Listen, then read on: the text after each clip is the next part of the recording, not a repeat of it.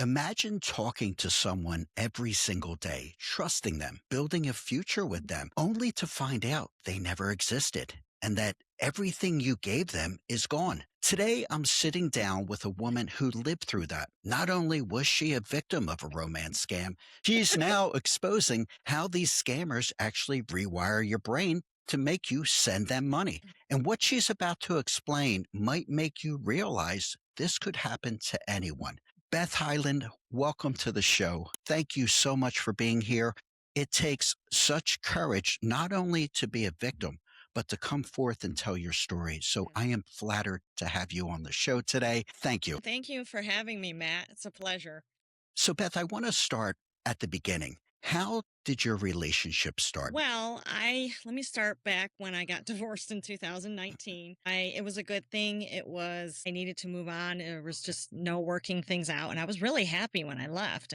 I just felt like me again. And I was exploring my life as a single woman again. I got into acting and I moved across the country to LA. And then I was there for about a year and it was beautiful. It was the ocean, the warm weather. But after a year, I'm like, I really don't like the congestion. I don't like the price, it's just expensive. And I knew that going out there, but I figured, well, I'll figure it out. I want to go back to Michigan, but not from the Detroit area, which is where I was from. So I came back to the west side of the state in Kalamazoo County, settled in Portage. And then that was very, very early 2023. That's when I moved back. So once I got here, I finally settled in and I knew this is where I wanted to be. And about springtime, I started feeling, I don't know, just low energy, started isolating a lot. I really believe that I had spent like 4 years just all that time moving around, figuring out who I was. And then I finally did and just kind of took this big exhale and everything hit me, grief from the divorce. And so it was just like I needed that time to isolate, but I didn't know many people. I have one friend that lives here, and about late summer, early fall of 2023, I thought, maybe I should start dating again. And I was hesitant. I wasn't lonely. I've been alone a lot. I was not lonely for a romantic relationship. I was not desperate. I just thought, maybe if anything, I'll meet some friends. And two of my coworkers had found their significant others on Tinder. So I thought, well, online dating, I don't know about this. I really would rather meet somebody here, but okay, we'll try it. So this was your first ditch effort into the online dating world? Yes. Yeah. Okay. I had a profile when I lived in LA, but I never really did much with it. But I just thought, what do I have to lose? We'll get to that in a minute. So let me ask you, because I have to, what app did you meet this gentleman on? Tinder. That's a beauty.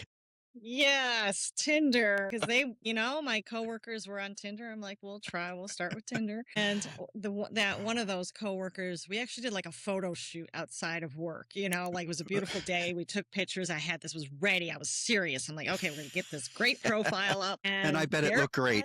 It really attracted. Yeah, it was. Thank you. It was, but yeah, they were really good pictures. She really knew how to take good pictures. And I had this, great description of who I am and what I'm looking for. And so I went through and swiped and matched with a few men. Nothing really ever came of it. I never really went on a date. Then this profile really stood out to me, his profile. And what was it that made it stand out? Well, he was very attractive. Okay. He went by the name of Richard, and the description on his profile was so similar to mine. It was, I talk about I'm into self-development, spirituality, and just being emotionally mature. His was so similar. And I don't think that was an accident. I think he saw my profile and said, checkpots. So he baited you. He looked at your profile and made everything just fall together. Yeah.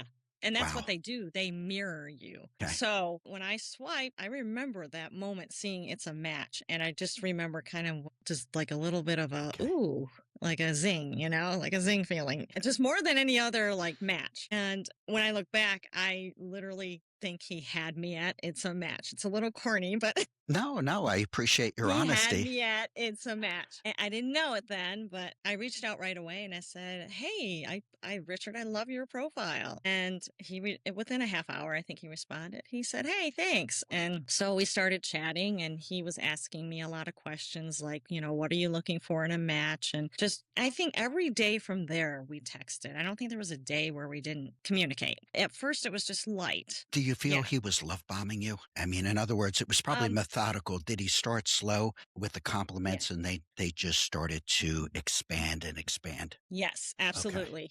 It was slow. That's the thing is I've matched with men and they're really pushy and they're really like overwhelming and like, "Oh my god, you're beautiful." And oh my, and it's like, "Oh wow, feel suffocated." No. He didn't do that. It was just he'd ask a question, I would answer, and it was just the compliment. "Oh my god, that's so nice that you do that," and he'd ask questions about it and he was just so sweet. He's like, "Oh, that's lovely." He would use terms like "that's lovely," and I'd be like, "Well, thank you." And then I would, respond the same. He'd tell me something and it was just such a natural give and take. Like just the Well, flow was such ease. And well, we'll refer to him as Richard now, but later in the story, uh-oh. we'll refer to him as Dick. Okay. That's hilarious because I did a podcast with someone that was a victim of the pig butchering scam, which I'll talk about later. And he does podcasts now, and we call him Dix. So there we go. So Richard Yes, soon will become Dick. Just so our yes, viewers understand it's where we're going with hilarious. this. So Yeah, let me ask you, Beth, what was it that made you trust this guy? it was. I would tell him, you know, deep, intimate things about me. Like it was even before we exchanged numbers. I think I mentioned. I don't know how we got into the conversation, but my mom died 25 years ago, and he would just, I'm really sorry to hear that. And he would just be so, no matter what I shared, he was just very accepting and kind and responsive. He was very attentive. So he was always there for you. And what did he tell you he did for a living? Was he here in the US? Was he abroad? He said he was in Fort Wayne, which is 2 hours from me, Fort Wayne, Indiana. Okay. And he said he was a freelance project manager for a construction company. And yes, he said he worked a lot of hours. And I think in his profile he said that, but that's going to change soon, which meant that he was wanting to retire. He was far enough away to where it wasn't like, "Hey, let's meet tomorrow," but close enough to make it doable. Like we can meet in, halfway. So you're talking to him for how long before it really dawns on you, I really haven't met this person in person. Well, I think within the first we talked on the phone like 2 days after we matched, Okay. and he told me he had an accent, and because he said he was French too. He said he was from Mm. Paris, and I was actually really nervous about talking to him and not understanding, his accent, and there were a lot of times where I just kind of went along. I'm like, yeah, okay, because I didn't want to be like, what? What did you say? I can relate. Oh, So were you talking by phone? Were you FaceTiming? not FaceTiming. At one point, we do FaceTime. It's which I will get into. It was a deep fake. So the second weekend after we matched, we talked about meeting halfway, like at a coffee shop. And I believe it was into a week and a half in that I was like, "Am I falling for this guy already?" And we actually said that to each other on the phone. We were falling for Okay. each other. And I can remember the moment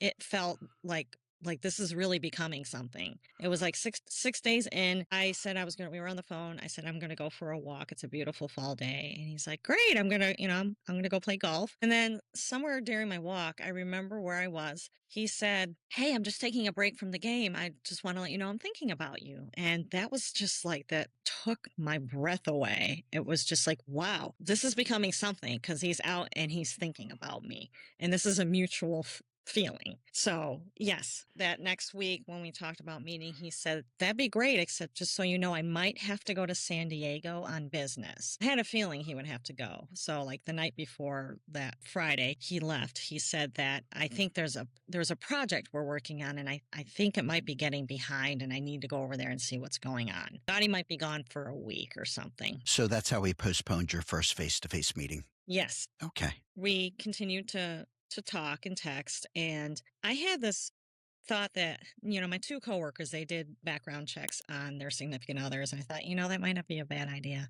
So then I Googled him and I couldn't find anything on him. And I remember feeling this clenching in my stomach, like, oh God, what does that mean? Is something Exactly. off? Shoot. And I'm like, no, no, no, no, no, no. I'm like, I should have done this sooner. Okay. Th- But this again, search sooner.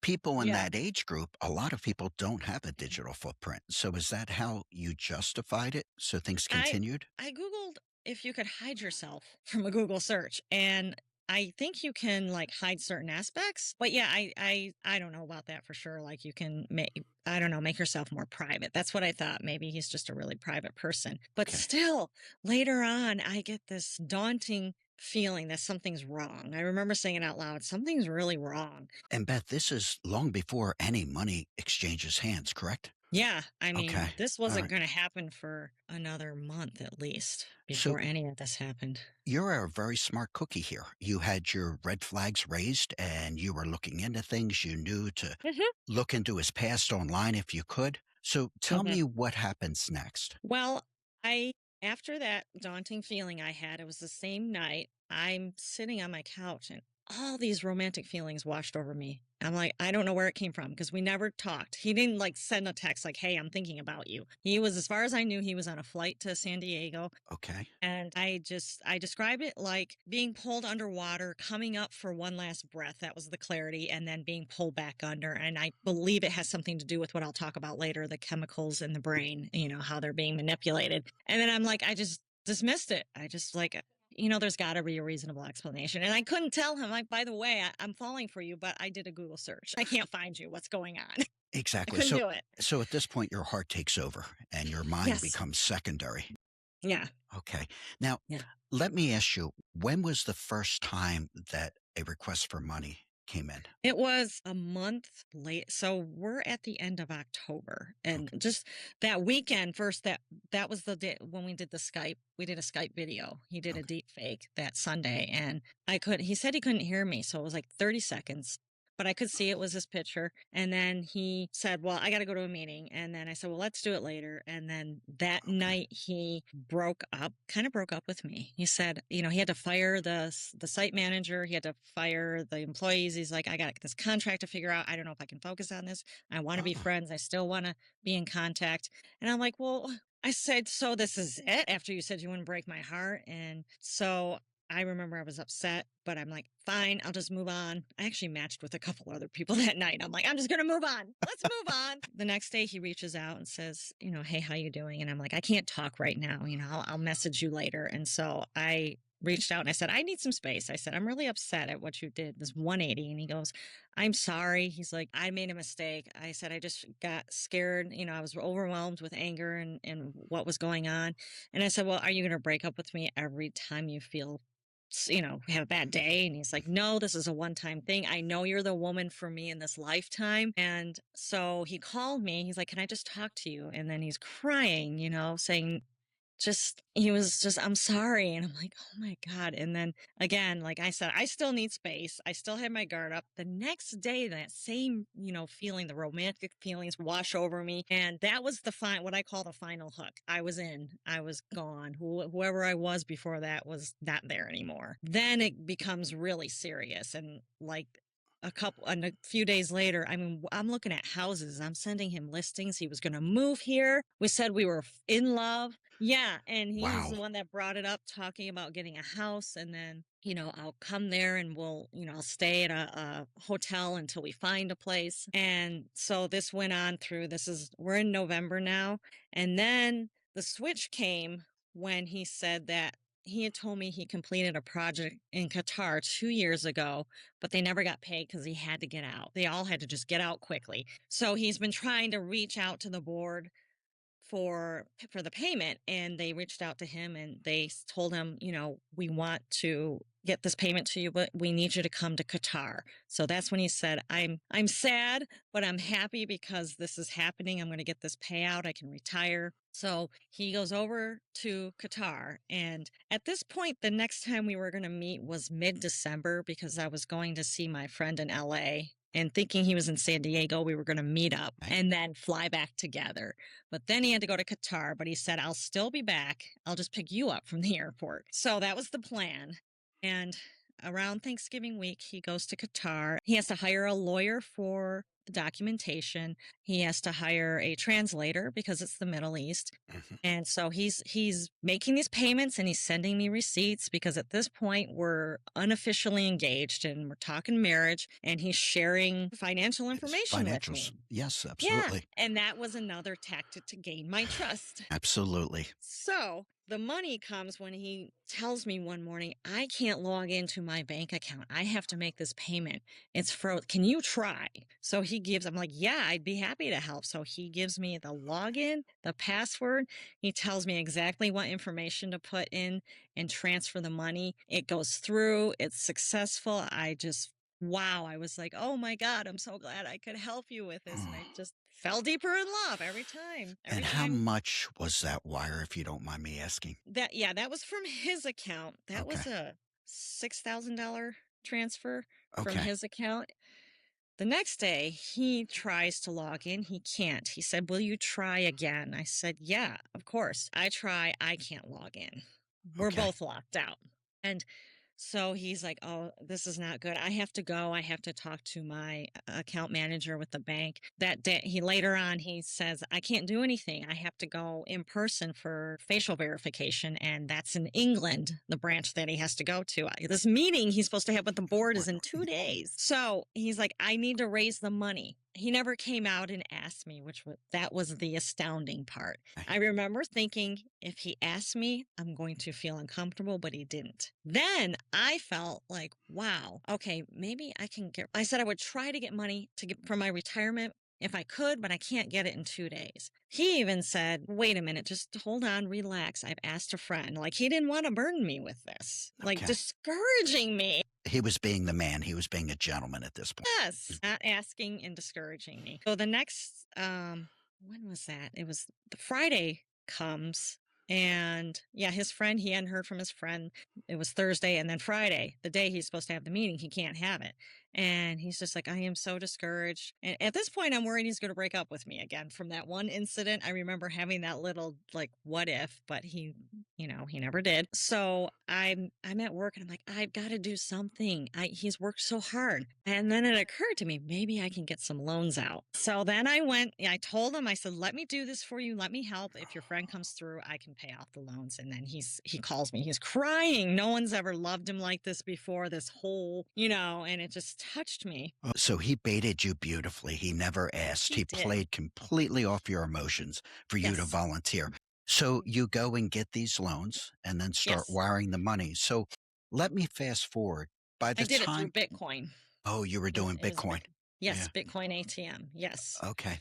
So Yeah. I'll fast forward because we have so much that I want to cover today. I Now know. we're at the end where the realization comes in and you realize at this point, I am being scammed. Tell me about that point and how much you had invested into this man when the realization came to. It was $26,000 Okay. that he stole. It was 21 was for the translator, 5,000 roughly for those Bitcoin ATM fees. When I'm in LA, that we're supposed to meet in 5 days, he had this meeting with the because he could pay. He had the translator. He had a meeting. The payout, it was a success. The meeting has to meet with the financier. The agreement is he has to stay and do an inspection. So there's the second delay. Okay. Then he's like, well, maybe you can handle the payout while I do the inspection. So I fill out a beneficiary form, I was assigned an account manager. We decided to do this through crypto. I get a link to a crypto website. I log in. He gets the beneficiary form. He needs my license. The payout shows up in the account, which is 10.1 million. Wow. Yes, that was his payout. So I talked to the account manager. How do I transfer this money? How do I get the money out? Oh, there's a $50,000 activation fee. Another 50,000 almost came into the picture when I called my financial. I said, I can call my financial. I was hesitant. I'm like, what's going on? I still wasn't thinking scam. I thought he was being scammed by this company. So I call my financial advisor, tell him the whole story. He said, I hate to tell you this, Beth. I think you're in a romance scam. He was very kind. He was He was Wow. just, don't be embarrassed. This happens to so many people. So I couldn't cut him off right away. I said, I still love him. I need time to wrap my head around this. It's still, my heart doesn't believe it. I couldn't believe it, but I couldn't ignore it. Okay. So I baited him for a week and pretended like, I said, financial advisor came up with the story. He's out of town. I can't get the money until he gets back. So I just played along. And then Ah, I finally cut him off a week later. And I was still thinking, what if I broke his heart? What if he's real? He came back with this, how could you ever think this of me? This whole sob story. Got me wow. back in for a couple days because I'm like, I'm not giving any more money, but I got to see where this goes. And then I could feel his manipulation. I can't stop loving you, but you hurt me. You broke me. But how could you do this? But I forgive you. And then I finally cut him off and he tried one last time to say, you know what? You're just overreacting. You're going to get sick mentally and emotionally if you keep believing this. And I'm real and you know I'm real. And the lie is the fear in your mind. And I'm like, I don't trust you. I don't believe you. But, if you're really real, bring me my money. Maybe we'll talk. And then I never heard from him again. So, Wow, he was good. yes, He was well yes. trained, it sounds like, and we're going to Oh, get yeah. into that in a minute. So Yes. you realized you're scammed. You cut him off. What happens next? Did you report this? Yes, during that week that I was playing him, I reported it to my police department, filed a report. When I went in there, I just had this vibe. Like I work for the city that I live in.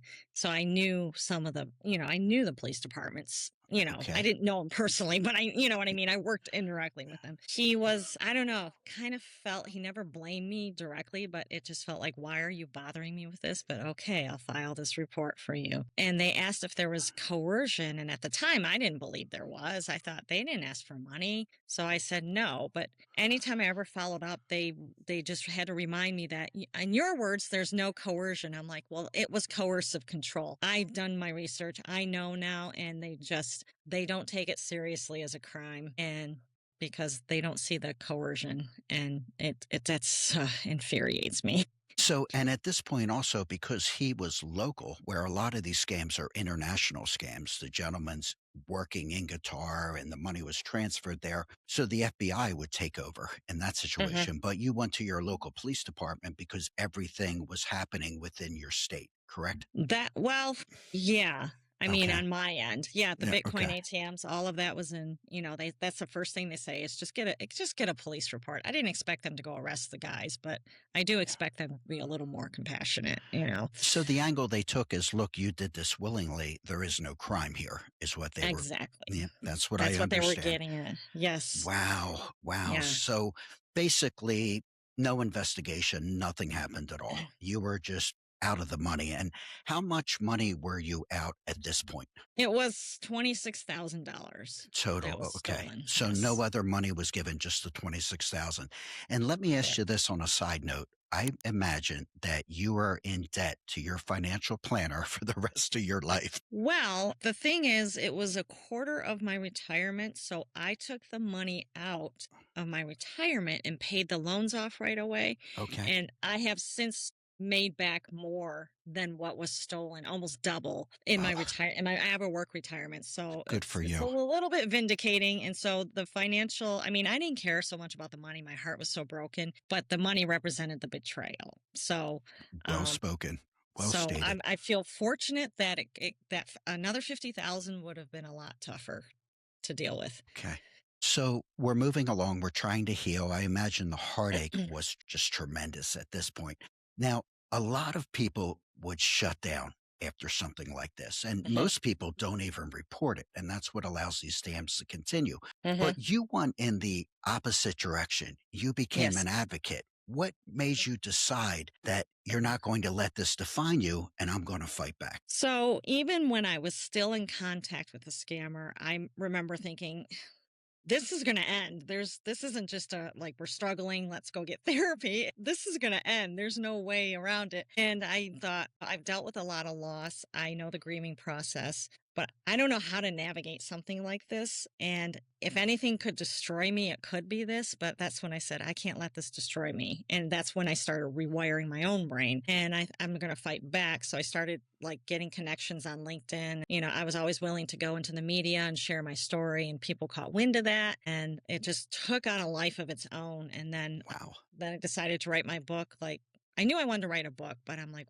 how can I make it any different than other books? And I decided, why don't I just publish the text messages? That's what I started doing, working on the book. And the book, and I love the title, Diary of a Romance Scam when swiping right goes wrong. Just a Yes. brilliant title. Yes. Here, I And got it right here. I was so impressed. And for our viewers, I'm going to put a link down below where you can Sure. actually purchase this book. So thank you so much. Hmm. Beth, this book was amazing. It Thank was you. your research and what you've done, just fabulous, absolutely fabulous. Thank you. So tell me a little bit about the book. Well, I goes into it's dedicated to my financial advisor because he helped me, he helped me get out. And I start out talking about my story and I have a chapter on like what you need to know, like statistics and red flags, what to look out for, different types of scams. And then I have most of the book is the text messages, but it kind of fills in the gaps when you read the story Okay. and it shows the manipulation. I have a chapter on grieving because I think victims need to know, like, oh my God, I relate to that. You're grieving two people. I Mhm. still feel love for the scammer, even though he's a scammer. That's the voice I fell in love with. And it's so convoluted. So I talk about that. And then I end with like education and resources that, like even like the law enforcement and advocates that can help. Just what you put in the book. We talk about different chemicals in the brain and how Yes. these scammers are trained to trigger those chemical reactions in the brain Yes. to get you to hand over money. What you've uncovered in this book and what you talk about in this book is just astounding. And I would Hmm. highly recommend, and to any of our viewers that are tuning in today, you want to get this book. You want to Hmm. read it. You want to share with your male friends, your girlfriends, anyone you know that is actively dating today. It's a Yeah. fabulous book. So let me ask you, Beth, what does your advocacy look like today? I have created an LLC called A Voice for Unrequited Love, and Okay. it's shattering the shame of romance fraud is my tagline. That's my Okay. goal. And I currently I hired someone that's helping me on with a website now, and my goal is to travel the world and speak at venues and Wow. conferences to share the. I wish, as far as the chemicals, I didn't have quite the breakdown when I was writing the book, but I touch on it at least, how the chemical reactions are what trigger the emotions. But now that I have that detail, I'm putting it in I'm working on a presentation right now. But there's a conference I'm speaking at with some well-known advocates. In October 3rd is World Romance Scam Prevention Day every year. So yes, there is a day dedicated to it. I had no Yes. idea. Yeah. Well, it shows you how Yes. big the problem is. I think they estimated last year it was 1.2 or 1.3 Yes. billion dollars Billion, just in billion the dollars. US. Just in the US. That's Yes. just unbelievable. Yes. So, from your advocacy, what are you looking to change? Well, first, I want if by educating on how the chemicals work in the brain and how they show up in romance fraud, I think that can really help victims understand why it's not their fault. Because I see so many people blaming themselves and feeling stupid and shaming themselves. And you don't understand this is not something you can control. Once you're in, you can't control what the chemicals in the brain are doing. I would say it's akin to it was involuntary as breathing. That's a good way to put it. It's Yes. interesting. We ran a story last week, a video, where I interviewed a woman who had lost a $500,000 to a romance scam. Hmm. And we had a lot of views on the video and we had so many comments. And it was interesting to see many people were sympathetic and Hmm. understood how this could happen. But a large majority of the people were saying, this woman shouldn't have a computer at her age, take it away. How could she fall? How did she not see the red flags? Yeah. So a lot of people say, there's victim blaming. And Yes. what can you tell us about that? What has your research shown you? Well, first of all, it's infuriating to read those It comments. was for me. Yes, I believe it's these people don't want to see that it can happen to them. So they just project it onto other people. But that's the other reason for educating about the chemicals in the brain, because if people can understand how that works, they can understand that it could happen to them. Okay.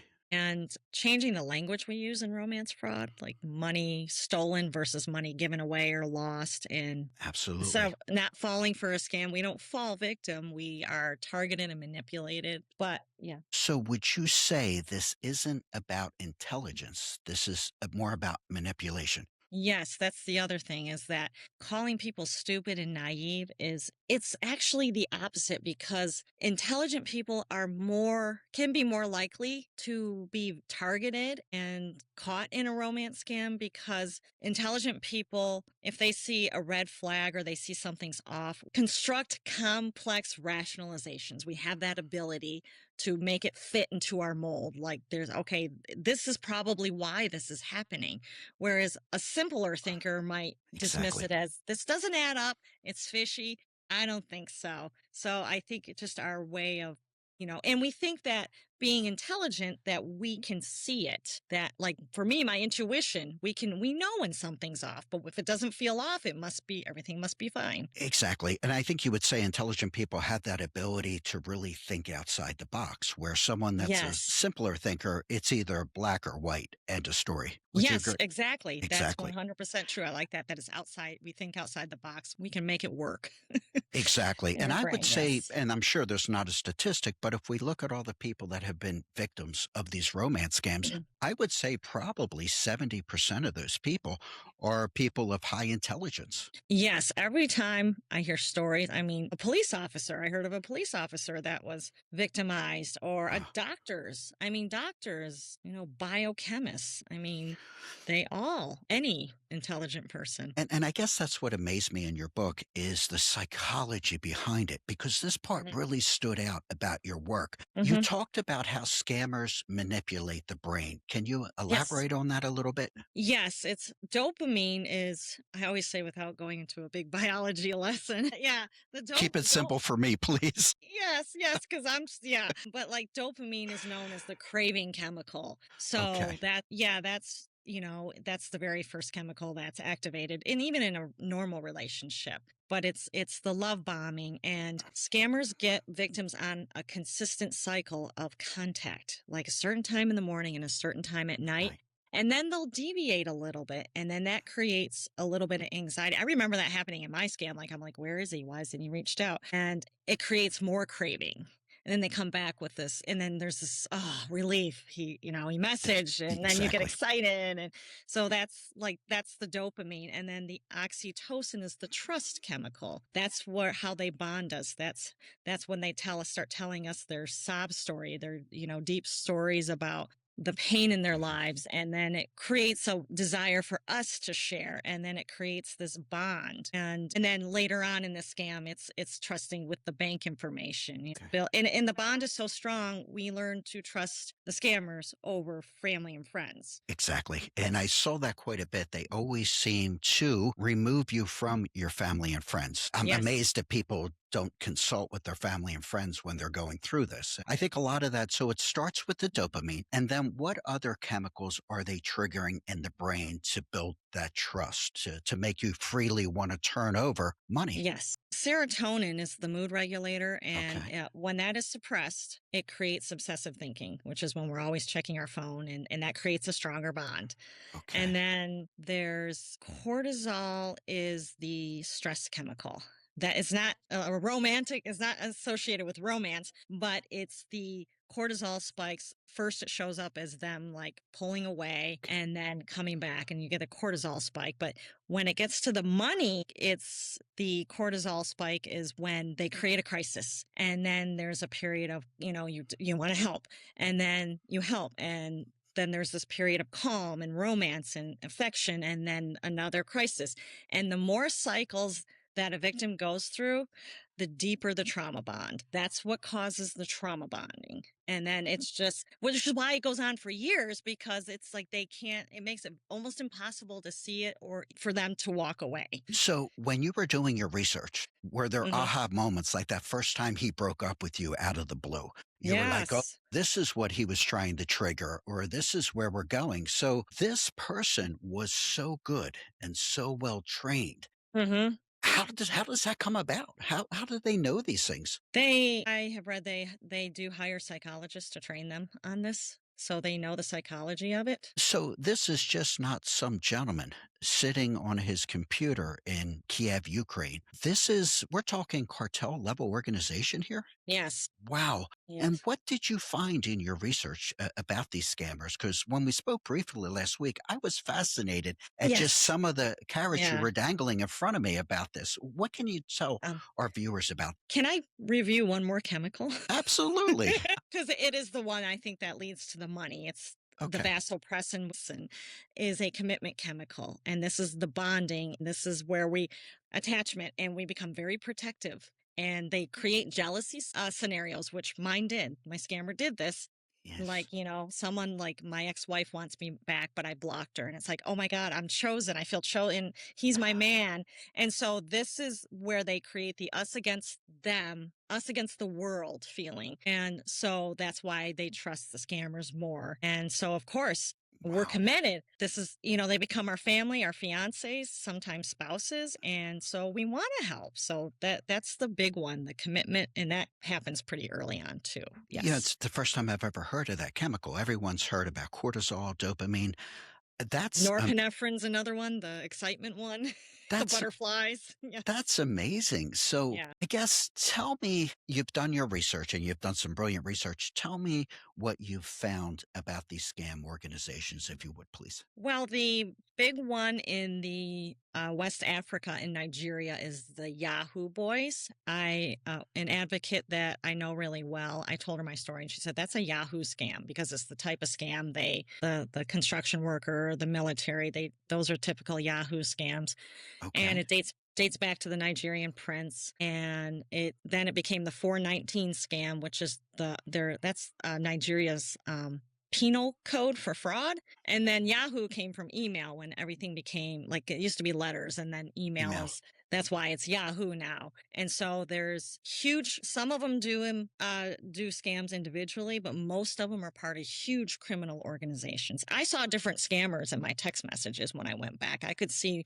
sometimes when it would switch to somebody else based on what was said. So, we are talking multi-million, possibly multi-billion dollar organizations here. So, Yes. this is on the level of trafficking drugs or trafficking sex, would you say? It's that big? Yeah, that's more the pig butchering in Southeast Asia. There are massive scam compounds. Erin West is spearheading this through Operation Shamrock. She goes over there and they human traffic people, like luring them in with job opportunities. So then they fly them out there and then they capture them and they torture them into scamming. Like they force, and most of them I think are romance scams. Yeah, it's a huge criminal, organization it's Wow. World War Three. I feel like this is what it's become. Wow. So, the scammers are actually trafficked victims themselves in many cases?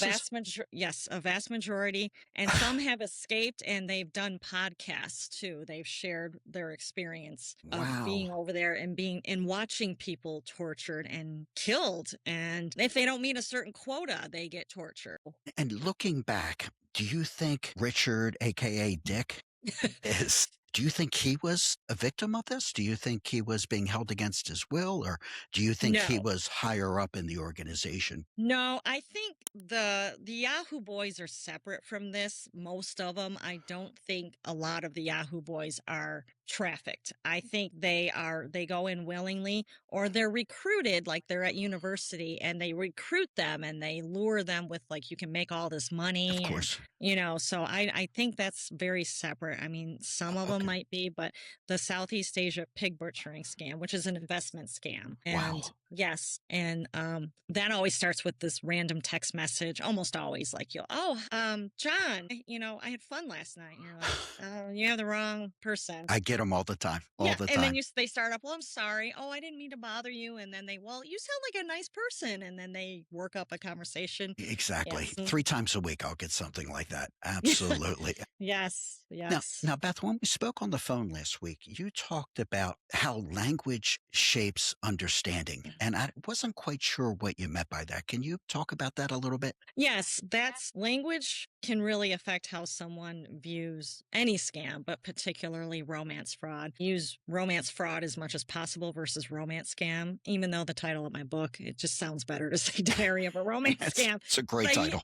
yeah, use the terms interchangeably. But yes, I just calling it for what it is, fraud. And then money is stolen. To me, it's akin to holding a gun to your head in an ATM and demanding all your money, but the gun is love bombing. It's more insidious, it's slower, but to me, it's really no different. And so it's not like we don't lose money, we don't gamble it away.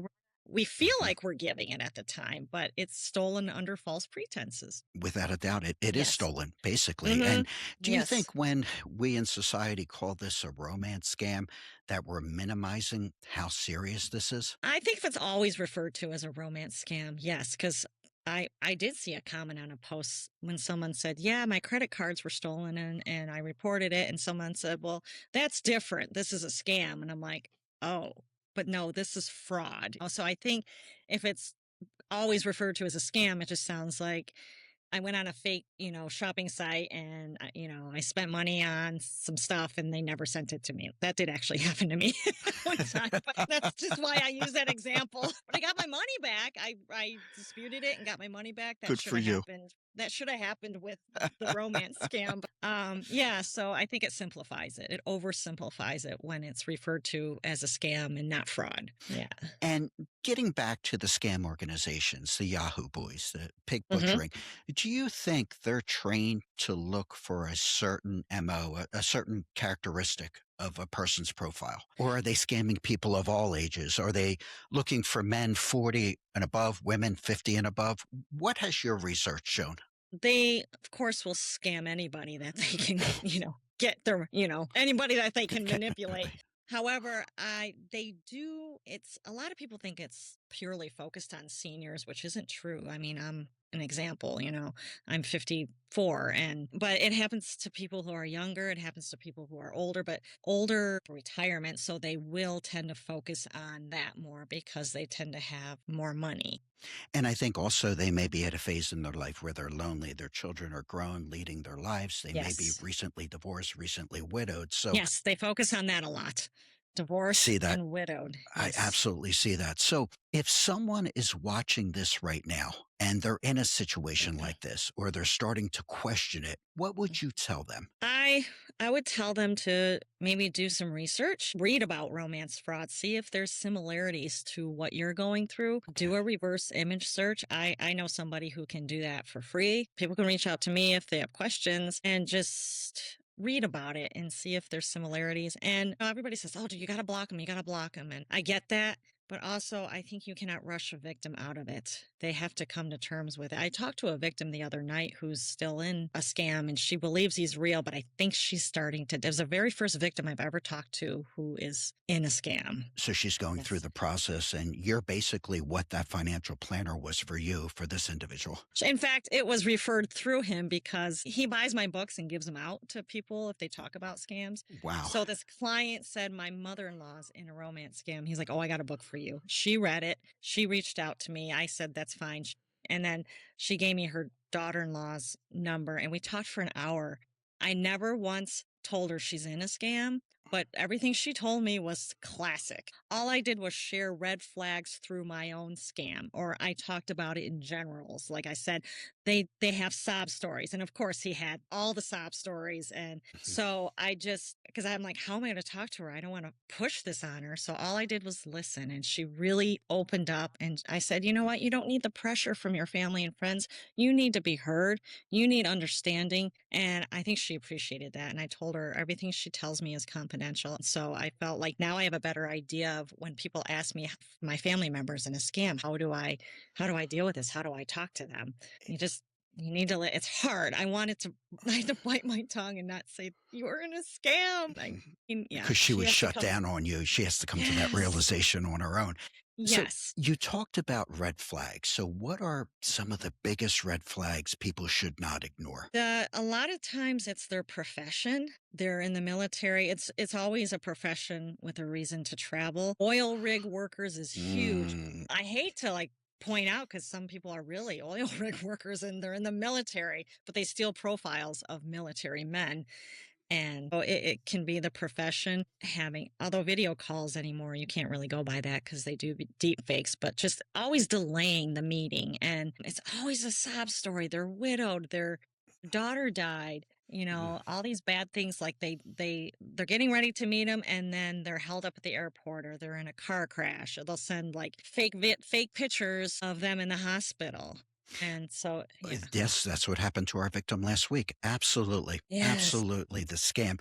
I saw one online when I was doing my research where they took a picture of the gentleman that poses in the band, the Village People. He was either the Yep. construction worker or the cowboy, and they've Seems like, been yeah. using his picture for years. And then I Yes. saw an interview with this gentleman saying, I feel horrible. I know they're using my picture. I know that they've scammed a tremendous amount of women. And I just want to stress to people, do a reverse image search. Someone did that personally with me. They were using my profile picture. Really? And at my business, we got a call one day from a daughter of a victim. And she said, look, I want to talk to Matt. He's been talking with my mother. My mother's thinking about moving to Texas. Now, I'm not in Texas, I'm in Philadelphia. And Mhm. we said, well, what are you talking about? And she sent me the profile. And sure enough, it was my picture being used. And Wow. this woman was head over heels for this guy, ready to sell her house and hightail it to Texas. And thank God her daughter called. And this was probably 5 years ago. It was amazing, My gosh. just amazing. It's Yes. the magnitude of this. And I think it's only going to get worse as time goes Mhm. on. So now, one thing, Beth, is you emphasize the importance of reporting these scams, even if people do feel embarrassed or shamed. Mhm. Why is this so critical? Well, I know a lot of people think that nothing is done because, that they'll never, well, I never heard back from the FBI. I talked to the crypto department at the Secret Service, but it's just that there's so many cases. But if more people reported it, if they find consistencies, there's a greater chance that they can make an arrest. But even more so, it affects how it's reported. The statistics are higher. Law enforcement will take it more seriously. And our So, legislative body hopefully will yes, take it more I mean, seriously. laws would get changed. They would take it more seriously. Absolutely. I You mean, know, it's less than 10% of romance scams are reported. that's And just look how much is stolen from less than in 10%. 10%. It's Yes. unbelievable. You Yes. said something very important before we started recording our episode. We were just making some small talk, and I never thought of this, but you mentioned the tax liability Mhm. from people that are taking money from their IRAs or Yes. their pensions. And there's a penalty, there's a tax liability. Yep. And I've heard some rumblings that the federal government is seriously considering legislation or a bill that would remove the tax liability in a documented romance scam. I Yes. imagine if you had to report it in order to get the tax savings, I think a lot more people would probably come forward. Would you agree? Yeah, that's a good point. Yeah, absolutely. Beth, your story is powerful, not just because of what happened to you, because really what you're doing with it now. If someone takes one thing away from our conversation today, what would you want it to be? This is not a victim's fault. I think that's the biggest thing for victims and for the public to see that this is not our fault because we are manipulated. And you say that, and it's so true because when I look at the comments from last week's episode, everybody is, oh, it's her fault. She freely gave the money. And I hope a I lot of know. those people are watching this video and realize that this is a psychological game. I call it the Patty Hearst syndrome. If you remember Yeah. that, that's exactly what I call it. Mhm. So I can't thank you enough for being with us today, Beth. Hey, You're welcome. viewers, her book is amazing. Again, the title is Diary of a Romance Scam When Swiping Right Goes Wrong. I'm going to have the link down below. Again, thank you so much, Beth. You're welcome, You're a Matt. wonderful person. And Oh, on thank another you. note, I think you're going to end up meeting someone that's just wonderful and will be your life Thank partner you. someday. So Thank you for being with us. And to our viewers, if this episode helped you or opened your eyes, share it with someone, because the more people that understand this, the harder it is for the scammers to get their scams to work. So thank you for tuning in on the podcast. Thank you for viewing on the YouTube channel, and I will see you on the next episode. Thanks for listening to Dating to Win. If you're serious about improving your dating game, don't miss an episode. Hit the subscribe button or go to youtube.com/datingtowin25. Good luck out there, and we'll see you on the next episode of Dating to Win.